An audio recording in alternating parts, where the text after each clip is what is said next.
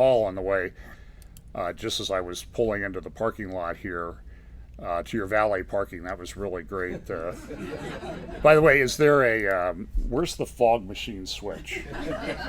One time I was in Palm Desert with some other people, you might know the name, but we actually picked up Ed Decker. Ed is a great apologist. He's written a lot on Mormonism. And we're having dinner, and we're on the way to dinner. We passed this giant church there in Palm Desert, and he goes, "That's the biggest church in the valley." And he goes, "And I was there last Sunday." He goes, "Man, that preacher was really going." And then the fog machine went on the fritz, and he just kind of lost the mood. So, wow. And I don't think he was exaggerating.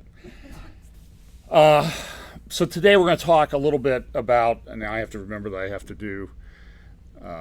I have two things I have to control here, so I'm a lawyer, and that may be a little bit difficult. I do a prophecy update each week. So I was telling you about the Shiloh, and on the way up to Shiloh, we always pass this. There's this giant building that's just steel girders. It hasn't been finished. And a lot of people don't know about this. And our guy, Joel Kramer, a great archaeologist and apologist, he said, "Do you know what that is?" And I said, "No. I mean, I've been here a couple times and I've seen it, but nobody ever said anything about it."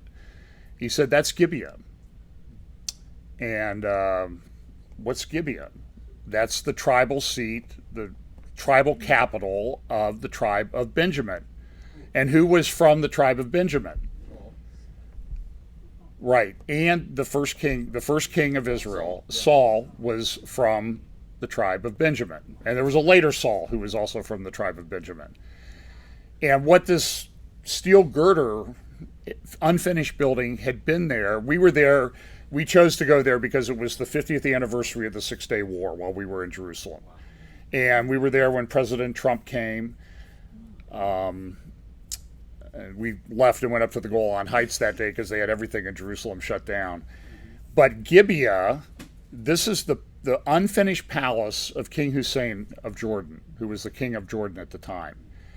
And when the Six-Day War happened, Israel took back that, and he couldn't finish the palace. But why was he building the palace there? He was building the palace there because this is what Muslims do. He was building the palace there to make a point. I'm the king now. That's where your first king was. I built on top of him. And this is what they do. This is why there's the Dome of the Rock. This is why there's now 4 mosques on the Temple Mount. Essentially 4 mosques. And they're trying to put the 5th one in there by the closed gate, the eastern gate. The Gate of Mercy, they call it. So this is what they do. And this is a contemporary issue, relates to Bible prophecy and all that sort of thing. So what I do each week is I talk about the convergence of events and how all of these different things are happening. And I know Pastor Charlie does the same thing, that this is another, every week I get up and I say, there was a lot of things converging this week. And certainly next week I'll be able to take time off. And I really think we're at this point now in prophecy-related information and how things are unfolding in the world that we're past the tipping point. We're not going back. It's only going to converge more and more. And so I have a few things today. Now, I'll talk a little bit about the Middle East, but there's a couple issues that I want to talk about. So I have to hit 2 buttons at the same time, and this is sometimes difficult for a lawyer. A world disrupted. I've used this slide for probably 5 years now. This is from the front of Foreign Policy magazine, and it is clearly a disrupted world. I was just sort of glancing through now I read I read a lot of material that a lot of people, why do you read that? Why do you read that? Well, because I want to know what the enemy is thinking. So I read the New York Times, the Washington Post, Foreign Policy, Foreign Affairs, that type of thing. And I'm sure Charlie does the same thing. But if you just looked at the New York Times today, a world disrupted, you have what they're calling an earthquake miracle election in Australia. a conservative, sort of conservative party has come to power. A Pentecostal church attender, Scott Morrison, I think is his name, will be the new Prime Minister of Australia. And nobody predicted this. All the polls were saying they had zero chance, this was never going to happen. And there were some things that happened, and I'll talk about what I think was one of the things that tipped the election. And I think there are things that are going to happen here in the United States that are similar, are happening already. But look, now this is not a rainbow flag or anything. Whoops. Sorry about that. It's not a rainbow flag or anything. This is a weather map of current air current, upper air currents. Florida, of course, is down here. The weather's beautiful here. It's about as nice as it's ever been when I've been here in May. It almost makes you forget what it's like in July and August, which I've been here in July and August. And they're expecting a lot of weather disruption over the next couple of weeks because of this upper air current. I got a text this morning that there are I'm flying out of Tampa today. A bunch of flights are being canceled at Tampa because of weather across the United States, and they're afraid of all kinds of things. So, bad weather things happening. I don't have. My slides are a little bit different because I updated them a little bit, so you won't see some of these slides. So you can just look at the Ramirez cartoon until I get there. The Guardian in England has an article in yesterday's paper. The Guardian is changing how it talks about climate. They've decided that climate change is not really what they should say. It now is, and the article says, can we all now call it what it is? Climate crisis, ecological breakdown. Now, but things are changing. There are a lot of things happening all the time. I've heard Charlie say it. This is an unprecedented event. This is unprecedented. Look what's going on, and this probably will affect our food prices here in the United States. I have farmers write to me and they say that 2% of the land is planted about a week ago in the Midwest. It's probably 1/10 of that amount was planted. And we're right at the tipping point. It's, May 18th or 19th now. Planting corn is going to be very difficult. They lost vast amounts, probably 50% of the stored grain was lost in the flooding. It's going to have a huge impact. I've not seen this, but this is a farmer who wrote and told me this. He has it on good information that over 1 million cattle were killed in the floods. Young cattle. And so there's no way to replace them this year. So the old phrase is, where's the beef, may become an important thing. There's also a great article, and again, I didn't have it in the slides that I sent to Sergio, but the front cover of Newsweek magazine this week has an article, and it relates to Revelation chapter 6, which says this. When the Lamb opened the third seal, I heard the third living creature say, "Come." I looked, and there was a black horse. Its rider was holding a pair of scales in his hand. Then I heard what sounded like a voice among the 4 living creatures saying, 2 pounds of wheat for a day's wages, and 6 pounds of barley for a day's wages, and do not damage the oil and wine. Now, I'm not saying look, there's a whole bunch of different views, as you probably know if you've listened to prophecy updates. The joke always used to be that you have 2 Jewish people and you have 3 opinions. And you have 3 prophecy teachers and you have 8 opinions and 48 timelines. And we always say that the 30 minutes of silence in heaven that we read about in Revelation is so all the prophecy teachers can update their charts. And that's why I put all my stuff in PowerPoint so it can be easily edited. And I can also delete it, and that's why I haven't sold anything, because I have plausible deniability. And verse 7 of Revelation 6 says this: When the Lamb opened the fourth seal, I heard the voice of the fourth living creature say, Come. I looked, and there before me was a pale horse, its rider named Death, and Hades was following close behind him. They were given power over a fourth of the earth to kill by sword, famine, and plague, and by the wild beasts of the earth. And this cover article in Newsweek magazine this week is called The Death of Antibiotics. Now, it is very, very interesting from a prophetic standpoint. We have lived, all of us here, through what has been called the golden age of antibiotics. I remember my mother, who had a mild case of polio when she was a child in Pittsburgh, Pennsylvania, talking about this great thing that was invented called antibiotics. And we've had this antibiotics, but what's the problem now is we have all sorts of things that are drug-resistant antibiotics, fungal infections, viruses, that sort of thing.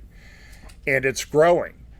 This article says they have a big picture of a bacteria, and it says we should all be scared. And it's just page after page. And they don't know how to treat all of these diseases. They're thinking about modifying viruses to introduce them to attach to the bacteria. But you know that there's always the law of unintended consequences. If anything can go wrong, something will go wrong. And so they introduce these viruses, but what else are they doing? That's why I'm very concerned when I see the CRISPR technology and that sort of thing. We're going to edit people's DNA.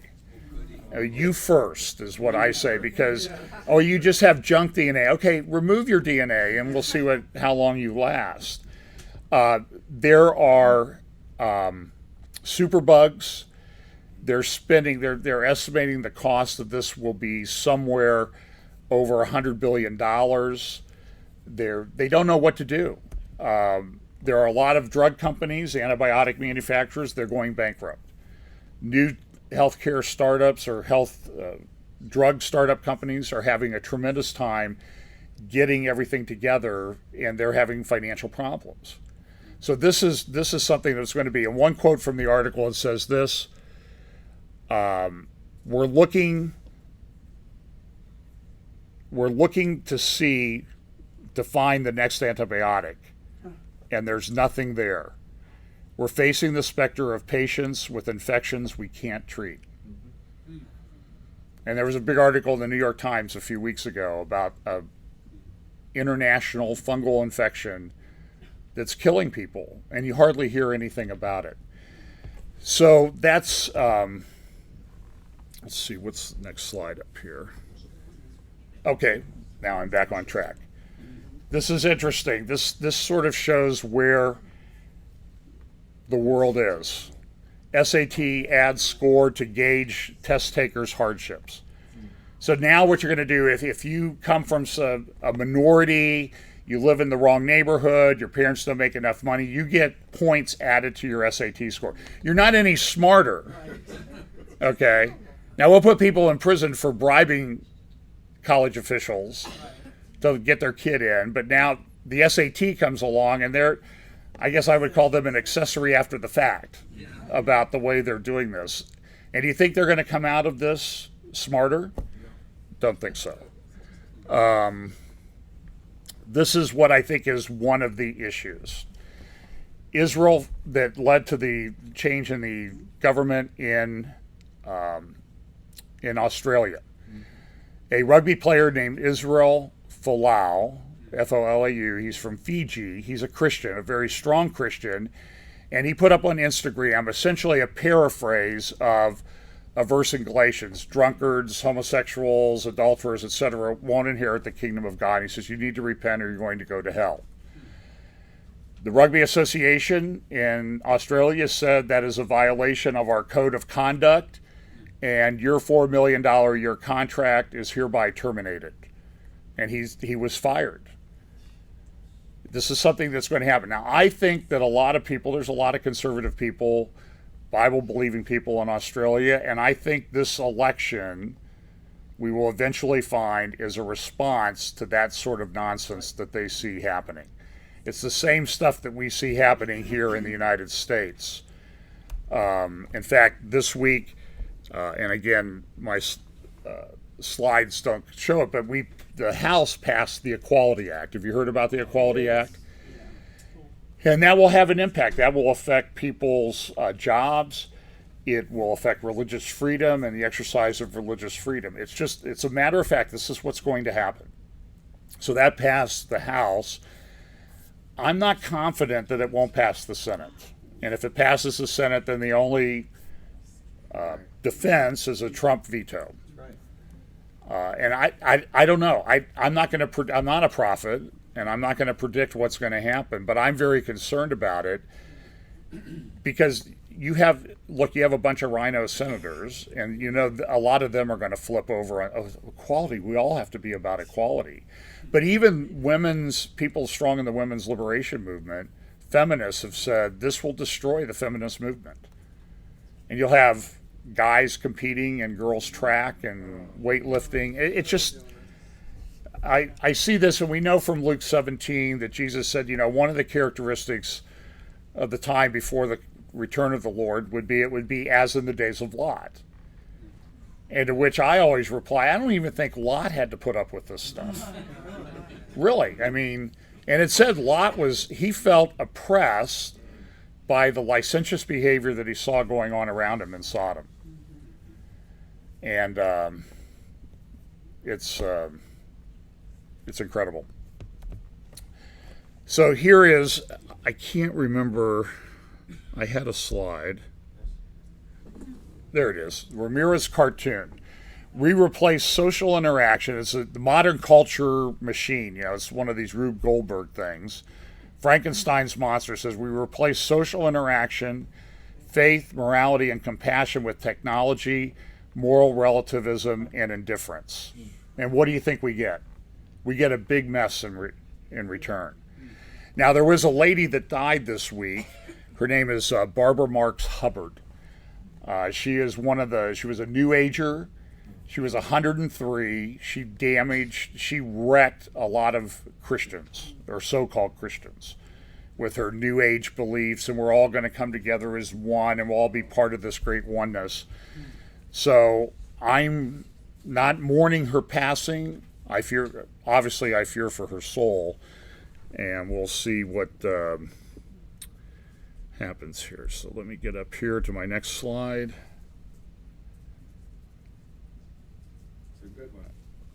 It must be a good one. Maybe that's the blank one.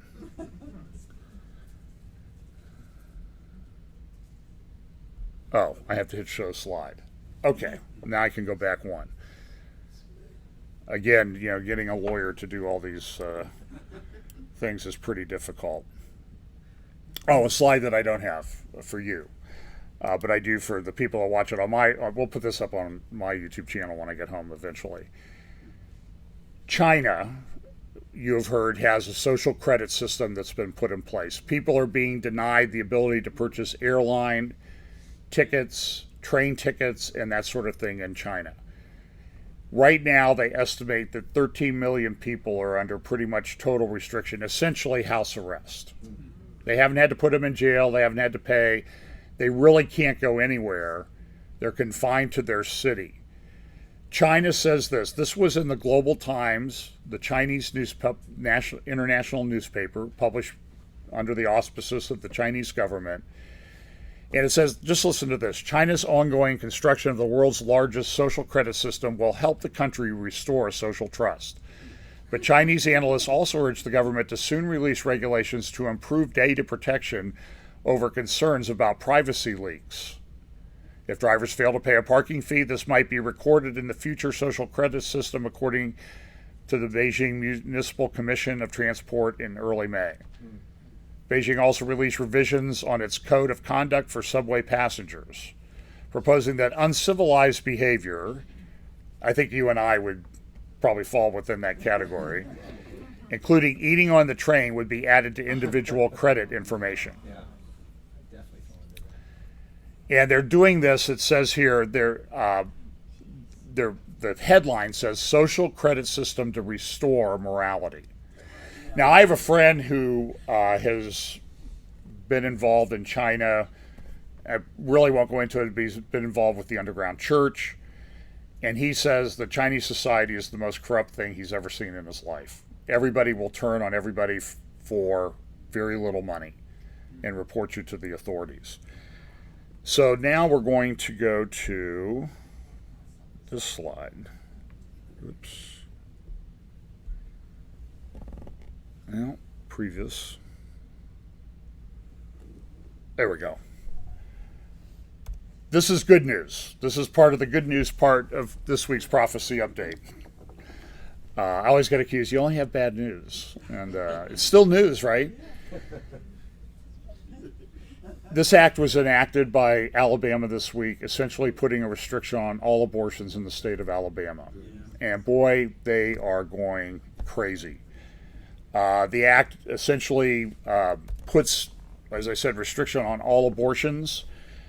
It's very well drafted, and they said that we drafted this because we want to send this up to the Supreme Court. We think we may have the votes on the Supreme Court. Now, I don't know that they do. I don't trust John Roberts, and I don't know enough about Kavanaugh to do it. It would be great if Ruth Bader Ginsburg would get her off that cryogenic machine that she's on and get another conservative appointed. But this is from the legislation that's here. It is estimated that 6 million Jewish people were murdered in German concentration camps during World War II. 3 million executed by Joseph Stalin's regime in Soviet gulags. 2.5 million murdered during the Chinese Great Leap Forward in 1958. 1.5 to 3 million murdered by the Khmer Rouge in Cambodia. And 1 million people murdered during the Rwandan genocide in 1994. But it says this: all of these widely acknowledged to have been crimes against are widely acknowledged to have been crimes against humanity. By comparison, more than 50 million babies have been aborted in the United States since the Roe decision. It's probably more like 75 million, more than 3 times the number who were killed in German death camps. And we always want to point the finger at other people, but not good. And so there are protests that are going on in the different places. I forget what the movie that comes from that they dress up at, but the law was signed into law by Governor Ivey. The report this is a quote from the New York Times, said this is what the people that the state rep or state senator Collins said this bill is about challenging Roe versus Wade and protecting the lives of the unborn, because an unborn baby is a person who deserves love and protection. And the New York Times had a very helpful chart with all of the different changes that have been made. There's about 7 states, including my state, Ohio, that have put in place restrictions. We got rid of Governor Kasich, and our new governor, Governor DeWine, signed that. I don't know if it's a church, but I'm only telling you the truth. I work, my office is right in the center of our building, and it looks like if I took a good leap, I could dive right into the center of the state dome, the dome of the Capitol building in Columbus. But every morning when I walk from my parking garage, I have a view of the state capitol, and in front of the state capitol is President William McKinley, who was from the town that I lived in for a long time as a kid, Canton, Ohio. But right in my view, between the State House, the McKinley statue, is a statue of a horse. But the horse is looking at the state capitol, so I see the rear end of a horse. And I was always thinking, that's the perfect visual metaphor for Governor Kasich. So you do the math, and I know the governor, and I don't know what happened to him. I don't know if he got dropped on his head or something, but he has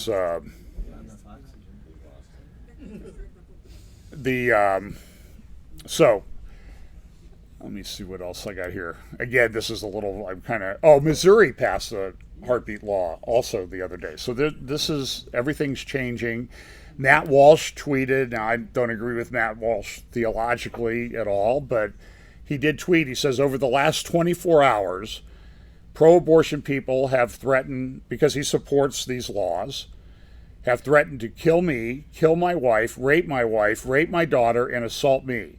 They've wished death on me, on my children, on all pro-lifers. They've wished rape on my wife and my daughter. Now he says this, I remember when the left told us that criticism of Ilhan Omar was putting her life at risk.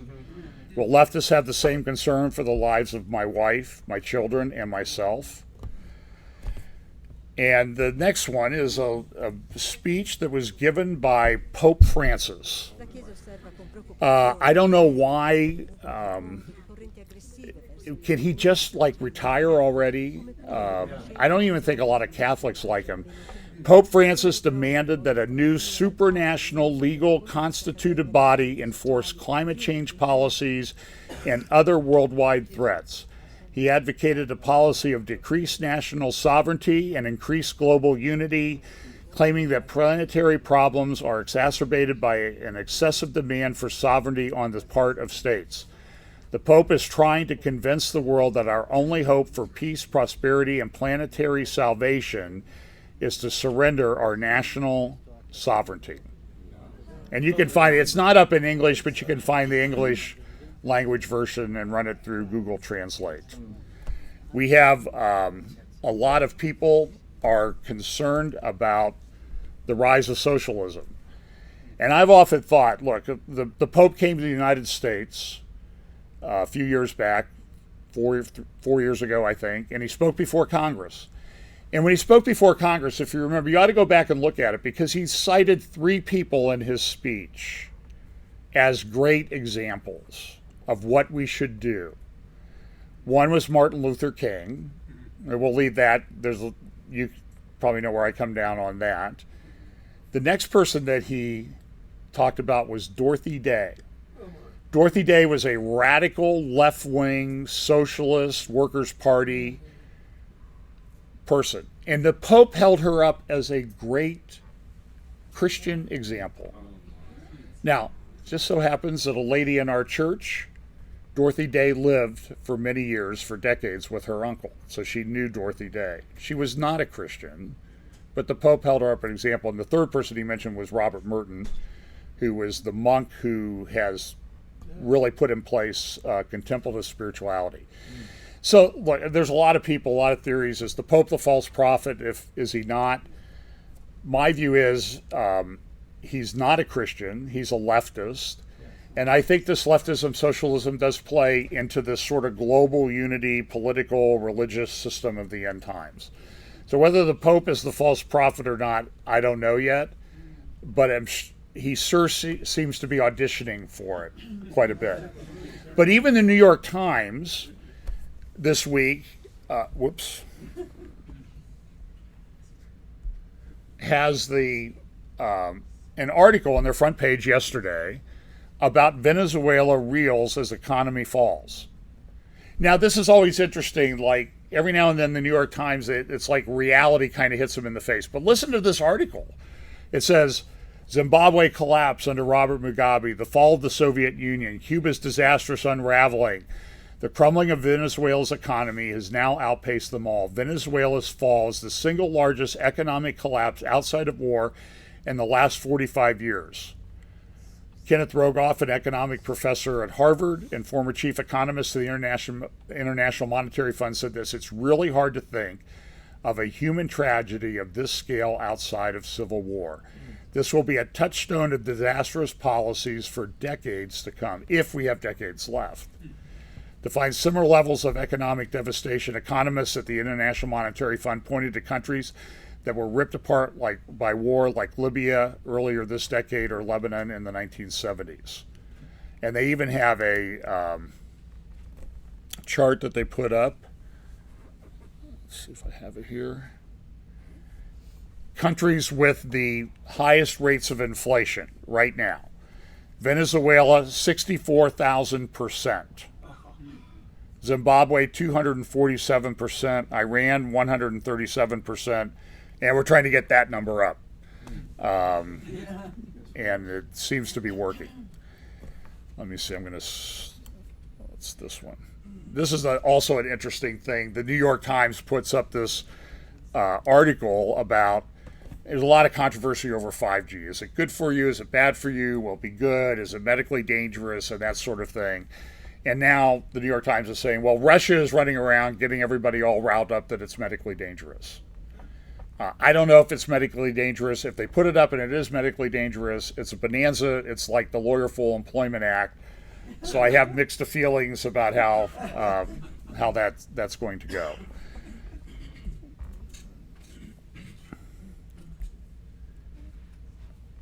Okay. Oh, I know why. I'm looking at my screen and not that one. So.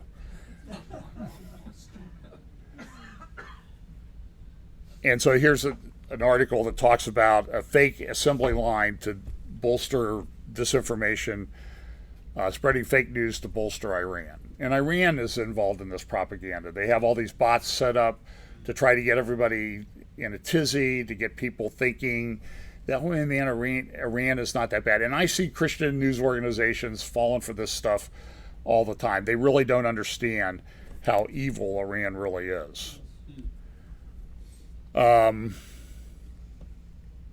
This is an act that's being proposed in Canada. It's called an act to amend the Legislative Assembly Act respecting demonstrations that promote hatred on legislative precinct grounds. So in this province of Ontario, they're putting in place these act to ban hate speech. Now, who do you think is the target of their act? I mean, just take a guess. That's Ontario. Here's the title of it: an act to amend. So it only applies to a certain specific area outside the Ontario legislature, but you know that it will never end there. The act says that it's designed to no demonstration, rally, or other activity in the opinion of the speaker is likely to promote hatred against any identifiable group shall be permitted on legislative precinct grounds. Goodbye free speech in Canada. This happens everywhere. I talked about this last week in my update. This is a book that is pushed on kids in California. We were just in California, called Who Are You? The Kid's Guide to Gender Identity. And there was a report this week that this father found out that a teacher had pulled their child out of recess and other classes and was giving him information about questioning your gender identity. And they've now filed, and I hope they're successful, a multi-million-dollar lawsuit against these, am I allowed to say morons here? Yes. Morons that are in charge of these policies. I thought I was okay, but I just wanted to make sure. I don't want to get zapped or anything like that.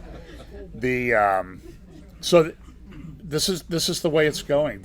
And I think I got somebody criticized me. Oh, you're always talking about the transgender issue. My friends, this is one of the most critical social issues. This is a harbinger of the end times like nothing I've ever seen in my life, in my opinion, because it questions reality, morality, sexuality. It is completely contrary to Genesis. It's contrary to what Jesus said. When he was asked a question, he said, well, God made them male and female. Now we can't even decide whether people are male or female. And look, I feel sorry for these people and these kids who are being drugged into this.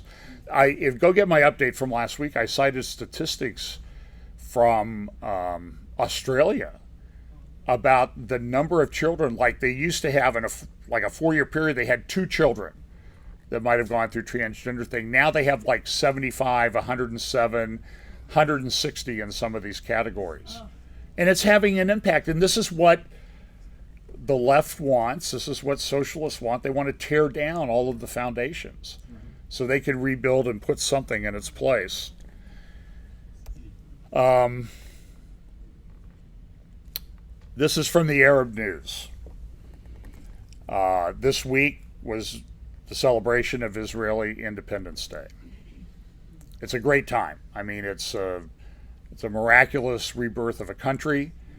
Happened 71 years ago. And then the next day, whenever the celebration is, the next day, the Palestinians have Nakba Day, the day of catastrophe, how bad it is. It's just terrible. I'm going to talk a little bit more about this, but this is sort of one of the central core issues, I think, in geopolitics in the world and Bible prophecy, is this Palestinian, Fakistinian, Israeli issue. Look, this was done. The PLO was created by the Soviet Union back in the '60s with their little tool, Yasser Arafat. And I'll talk about what I believe is Yasser Arafat's uncle in just a moment. But let's look a little bit about the crisis that occurred this week. Was the conflict ratcheting up and heating up in the Gulf. There were some ships that were attacked. They were sabotaged. And immediately the websites go, well, this was the Trump government did it. The Mossad did it. And, well, Iran said they were going to do it, but we don't really believe them. We think the Mossad did it. This is where you get into the whole propaganda and thing. And it becomes very, very difficult to figure out what the truth exactly is. And somebody said, well, I heard a Christian commentator, I always put the square quotes around, that means, maybe. Not sure, yeah, maybe, say this week, why Iran would be crazy to do this. Yeah, Iran is crazy. Have you followed them for 40 years? Do you understand the money and wealth that these people in charge have? Do you know that the Ayatollah Khamenei himself controls a fortune of somewhere estimated to be between 25 and 35 million? Oh no, 25 and 35 billion dollars. Now I hear he lives modestly. Soleimani, who's been the head of the Iranian Revolutionary Guard and who is really considered to be one of the great military minds in the world today, probably controls a similar fortune, and they use this to pay off people and to do things. And I think that this was being done. Now, it took place on the where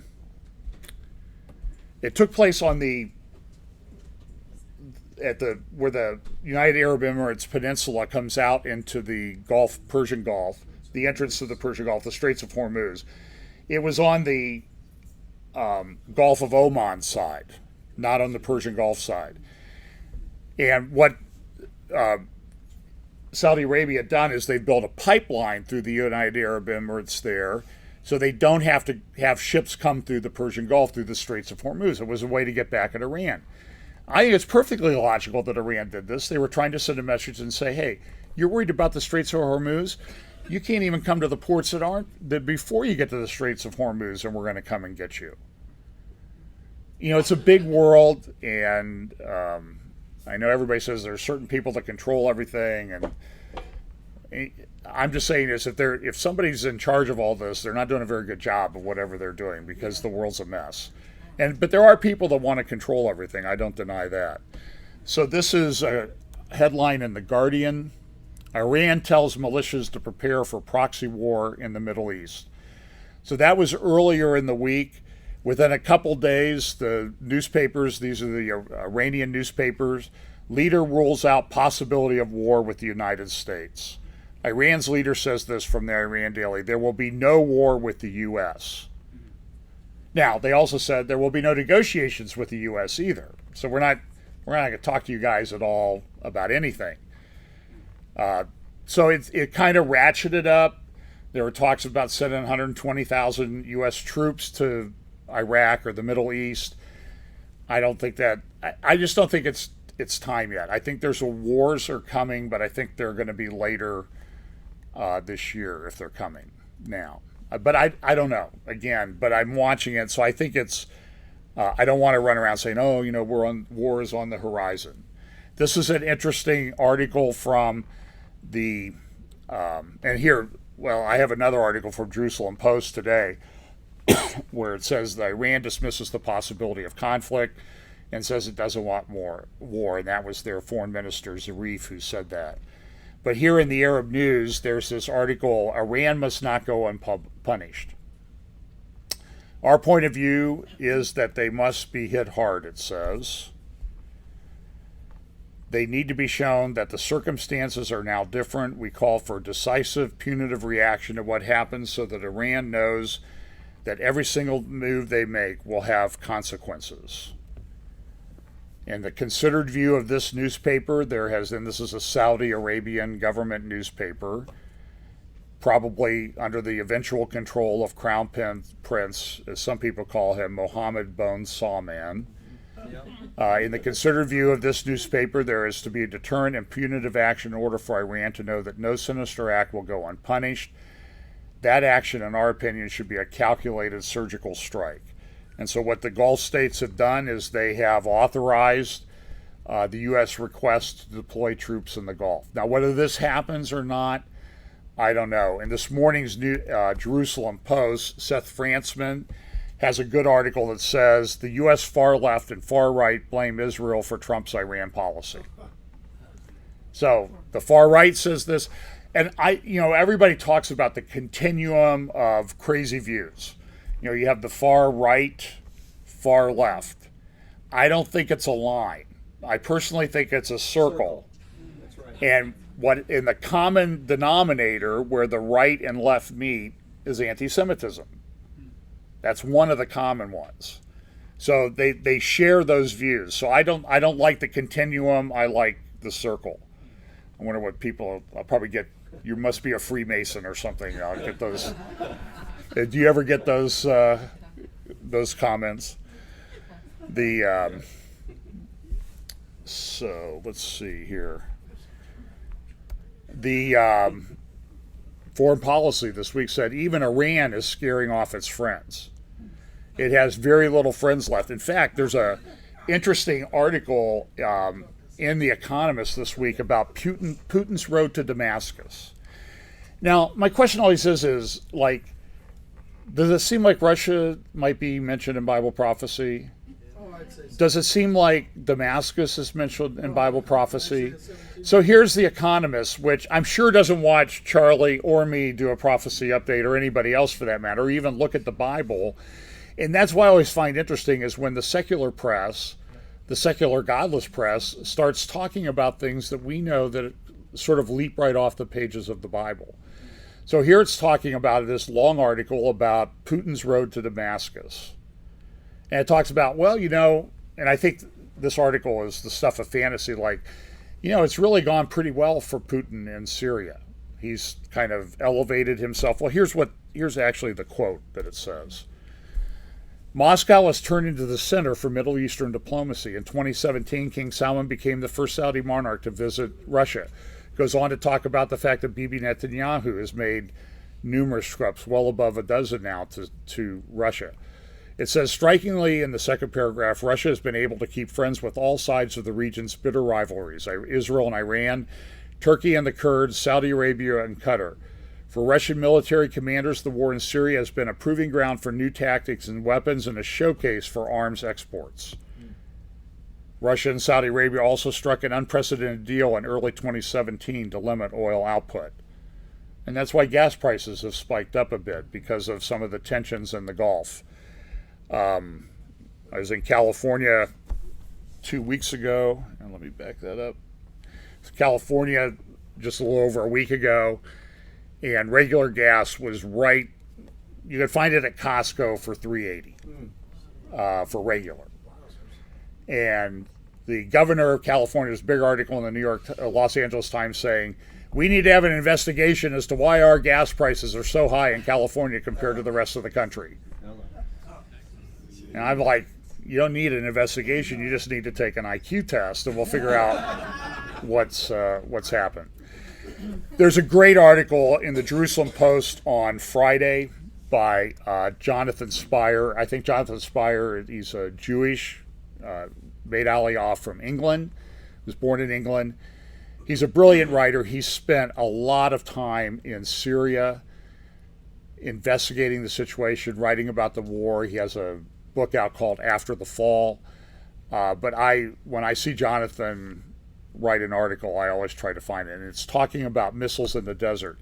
Now, what he talks about, the fact is that this head of a Hezbollah unit in Iraq, and I want you to understand that, Hezbollah unit in Iraq gave a speech. In a speech delivered on May 9th, Sheikh Akram al-Kabi, Secretary General of Hezbollah Nujaba movement in Iraq, delivered a series of threats against Israel. Hezbollah Nujaba is an Iran-supported Shia militia. It is affiliated with the Popular Mobilization Forces, or Hashid al-Shabi, which is gathering mainly Shia, mainly pro-Iranian military groups.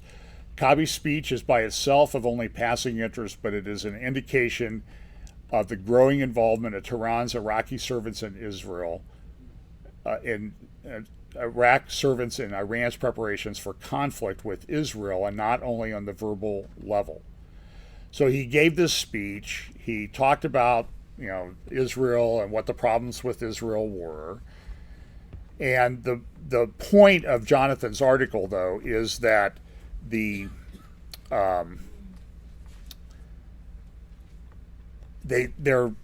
put missiles, ballistic missiles, have been moved into Iraq, and this is probably part of the reason that Pompeo left Germany, canceled a meeting, went to Iraq to give a speech and to meet with people there. This is a very serious situation because these missiles have a range that will allow them to hit Tel Aviv. And we know that there were missiles launched from Iraq during the first Iraq War back in the early 90s. I think there were 37 or 39 missiles that came into Scud missiles. Scud stands for Sure Could Use Direction. My understanding from a friend who lived in Jerusalem at the time was whenever they heard a Scud was coming, Orthodox Jews would run to the Western Wall and pray that it hit that golden dome there on the Temple Mount and save them the demolition costs. So this is a serious situation. There was another article that Jonathan cites in his that was put up. Reuters talked about Iran moves missiles into Iraq. That was from last year. There was a paper put out by the Washington Institute for Middle East Policy, and Jonathan says these things in his article. The ability of Iran to operate a de facto contiguous line of control across Iraq and thence to Syria, Lebanon, and the borders with the Golan Heights is thus not under serious doubt. Does this sound like a little bit of the beginnings of a war that you might have read about? It appears that Tehran has begun to station SRBMs, that's short-range ballistic missiles, along this route, directed at Israel and crewed by the Quds Force-directed militia franchises, an arrangement intended to provide Iran with deniability in the event of their being used. An unnamed, I think I went one too far. Let's see here. Oh, there we are. The latest episodes of the port of Fujairah in the UAE and the Aramco East-West pipeline. They did a drone strike on the pipeline in Saudi Arabia. This week suggests that Iran intends to follow a strategy precisely of deniability and use of proxies in its attempts to hit back at U.S. efforts to contain and roll back Iranian advances in recent years. Israel is not outside of this circle. An unnamed Iranian official quoted by Reuters put it, "If America attacks us, our friends will attack America's interests and its allies in the region." And a lot of this relates to the Syrian war. This is a picture of the town of Majd al-Shams in the Golan Heights. I've been there a few times. It's right up on the border with Syria, Lebanon, right at the base of Mount Hermon. It's a Druze area. The Druze are kind of a strange religious mix. Every time I go, I have to learn what it is because it's kind of a mystical combination of Islam and some Christianity thrown in there. It's a sort of a Heinz 57 thing. But there are a number of reports. The Washington Post had an article this week that a new Syrian catastrophe looms. The Institute for the Study of War had a article about the fact that ISIS is sort of reconstituting itself and it's a problem. It's moving into some of the refugee camps. There's also talk about the fact that the Iranians will use these Sunni groups, Sunni prisoners, as human shields to protect some of their ballistic missile operations. It's all very complicated. You could go to understandingwar.org and read the information that they have there. probably explains why Pompeo flew to Baghdad in a hurry. And some of the people think that this is just a replay of the weapons of mass destruction scenario that happened in the Iraq War, which really caused us a lot of political problems here in the United States. Let me get caught up here. So everybody was upset about the sabotage attacks. Is there going to be war? Is there not going to be war? There were deployment of troops and ships to the Gulf. Some of that was already planned. The U.S. reported that they thought that Iran was likely behind the ship attacks. Iran blamed Israel, of course. U.S. blames Iran. Everybody's blaming everybody else. Nobody's taking credit for it. This is a picture of that Saudi pipeline that was attacked that goes across Saudi Arabia. The oil prices, as I said earlier, have spiked up. Aramco, it says here, is betting on oil supply to Europe. Aramco made over $100 billion profit last year. Most profitable company in the world. In fact, you could take the 5 biggest tech companies combined, and Aramco had more profits than they did. So the Saudis are still big players in all of this. Now, I think I'm about done, and I'm going to finish up with this. Our Detroit area Congresswoman Rashida Tlaib, and what she said this week. And the thing that's interesting is she and Ilhan Omar make these crazy comments all the time, like AOC. As a friend of mine calls her occasional cortex. And now I don't even know sometimes, I heard I listen to Dennis Prager, and I respect Dennis Prager a lot. And he reported this week, but I haven't been able to find it. And so I don't know if he's being fooled by the Babylon Bee, or, you know what the Babylon Bee is, the satire. And the problem with the Babylon Bee is sometimes it's so close to the truth that you can't tell that it's really not the truth. And said that AOC has said, well, a lot of my proposals, there's just I use satire a lot. So she's now the left-wing version of the Babylon Bee, I guess. But I don't know if it's true. Sometimes it's like the Babylon Bee goes out of business because AOC is more crazy than their satire that they could come up with. I think we'll see that headline eventually. So she was interviewed by Yahoo News this week, and she had these comments, and they were talking about Nakba Day and the Independence Day celebrations of Israel. And here's a little bit of what occurred at that.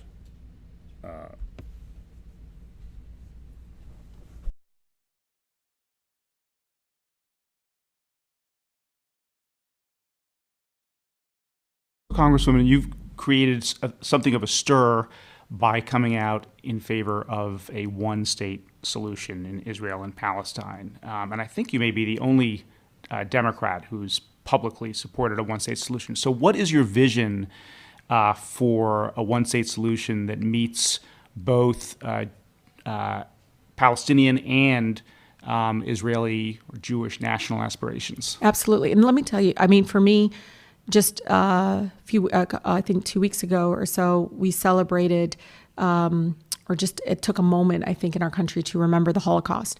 And there's a kind of a calming feeling I always tell folks when I think of the Holocaust and the tragedy of the Holocaust, and the fact that it was my ancestors, Palestinians, who lost their land, and some lost their lives, their livelihood, the human dignity, their existence in many ways have been wiped out, and some people's passport. I mean, just all of it was in the name of trying to create a safe haven for Jews post the Holocaust, post the tragedy and horrific persecution of Jews across the world at that time.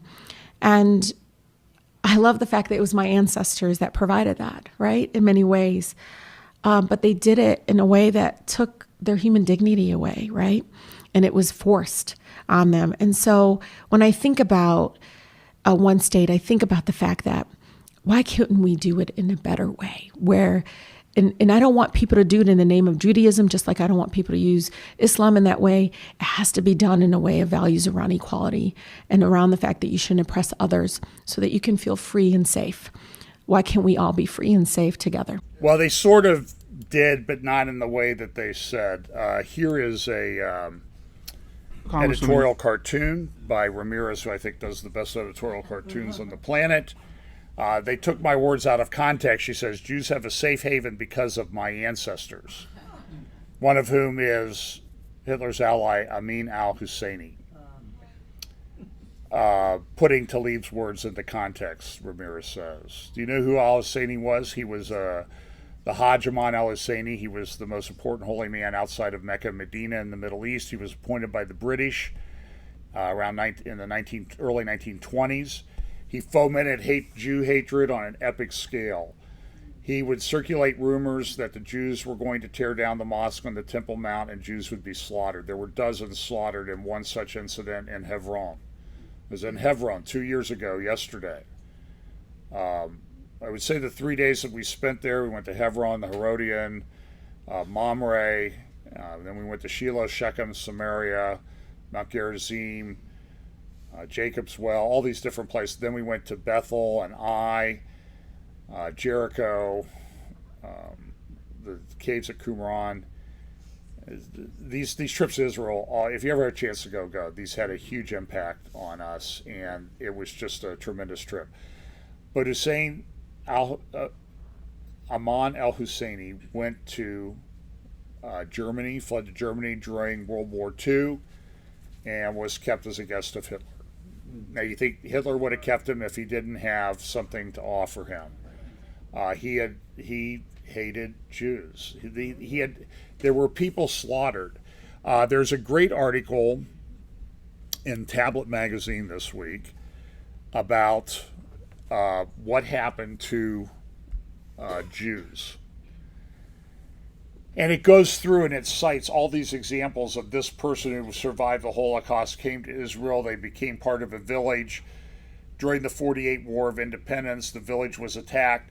This man came out waving a white flag to surrender, and the Palestinians shot him on the spot. Mm-hmm. So then 131 other people came out. They were waving white flags too, and what happened? The Palestinians shot them and killed them on the spot.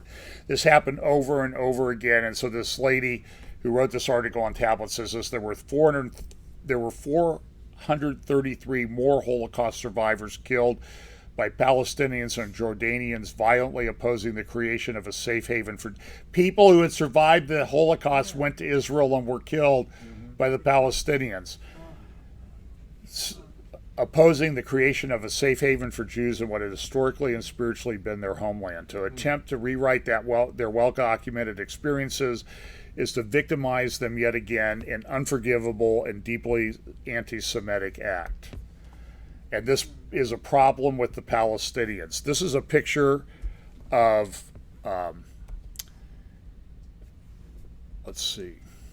So this is a picture on the left. This is the Yarmouk refugee camp in 2014.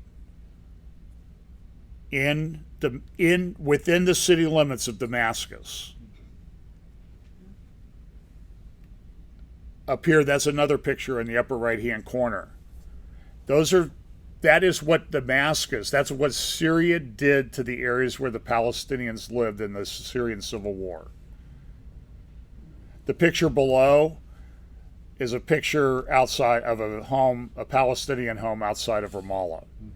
I'm telling you, you can go to Ai, where Joshua fought this great battle.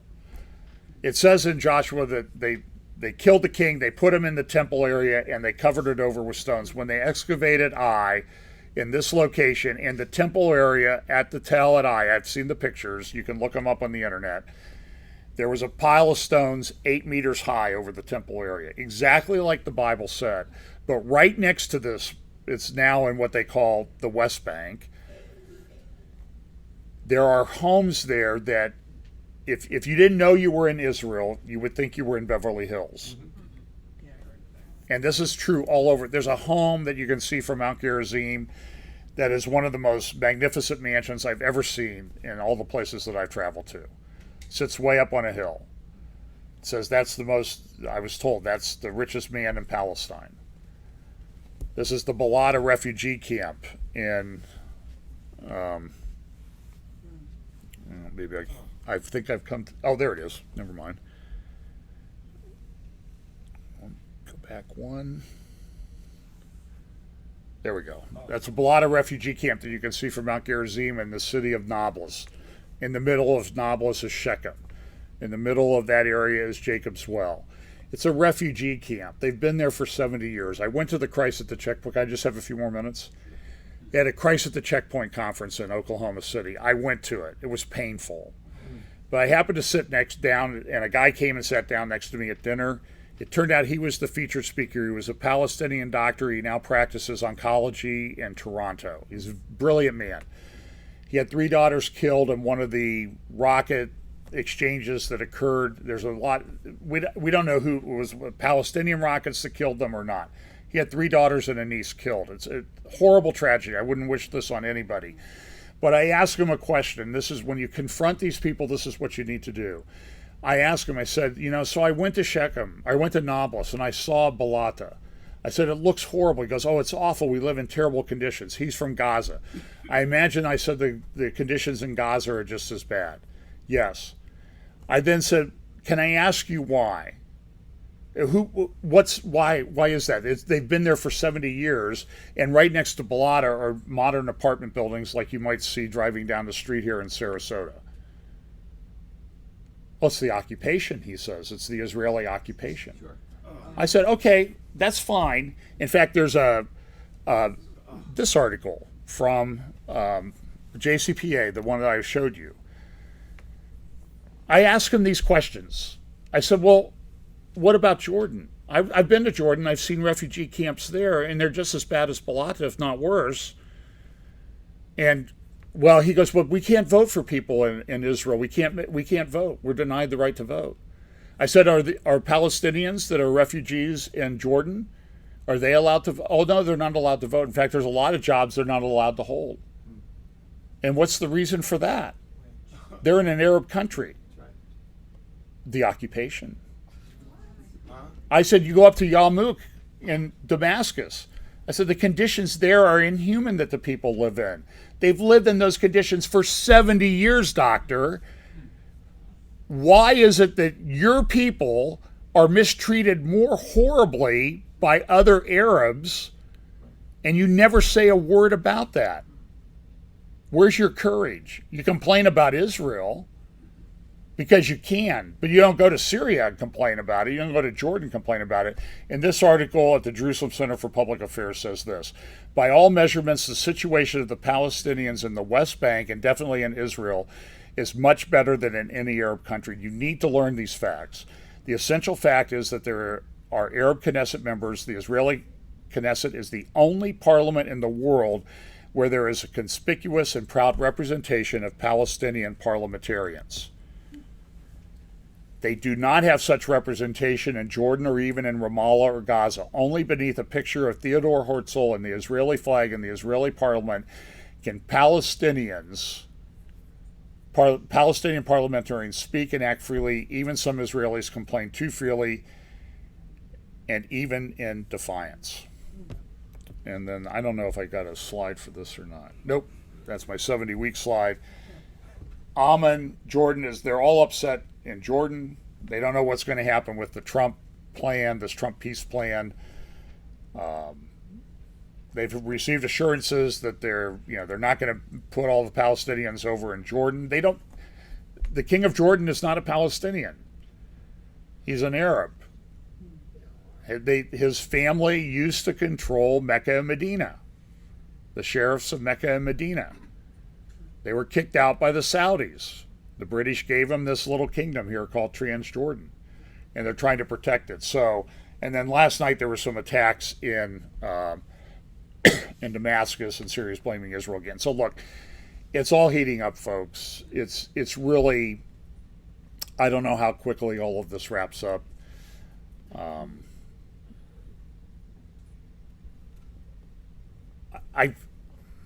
My personal experience this is how I feel, and I'm sure a lot of you feel this way too. I believe that God is allowing us to see these things that go on in the world to decouple us from the world.